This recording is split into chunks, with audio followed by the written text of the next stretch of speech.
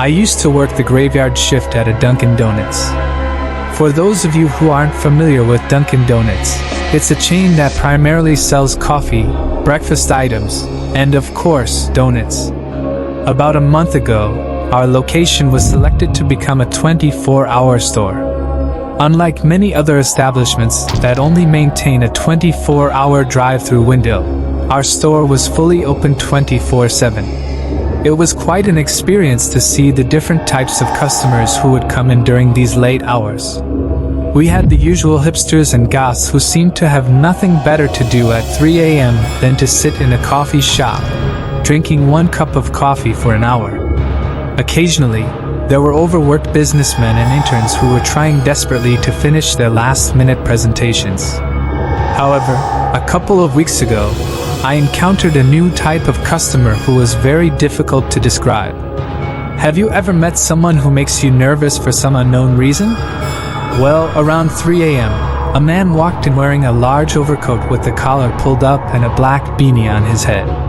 The first thing that struck me as odd was the lack of people in our lobby.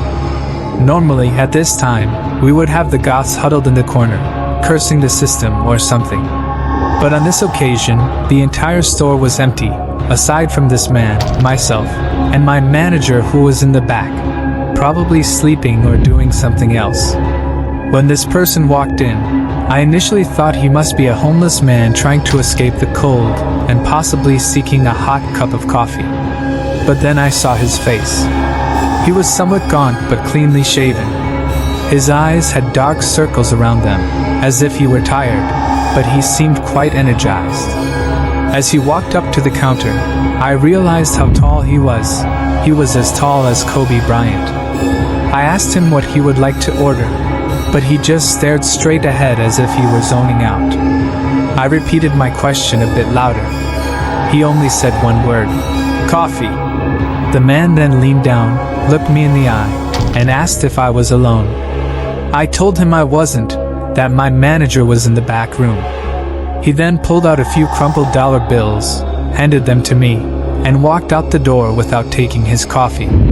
As soon as he left the building, I felt an intense atmosphere lift from around me. I was at a loss for words, to be honest. I quickly rushed to the back and told my manager about the whole situation. My manager told me to put the man's money aside in case he came back for it.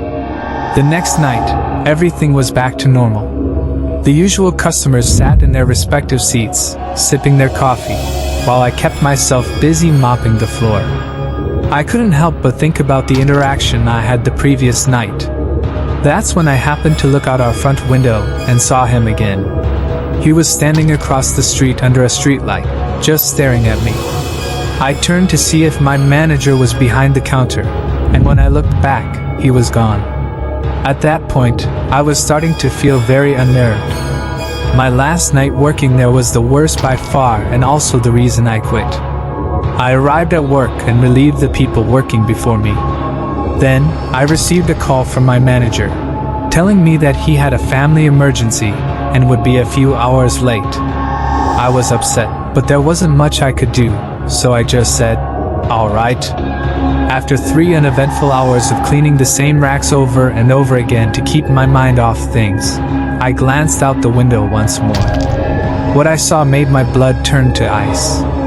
The man was standing on the other side of the window, grinning at me with a sinister smile that caused my body to seize up. Right away, I pulled out my cell phone and called the police. While my phone was ringing, the man did something strange. Without peeling his eyes from the glass, he pulled out a cell phone from his pocket. I watched him carefully as he began to type something into the phone without even looking at it. At that moment, my phone buzzed, notifying me of a text message. The message said, "Now you're alone."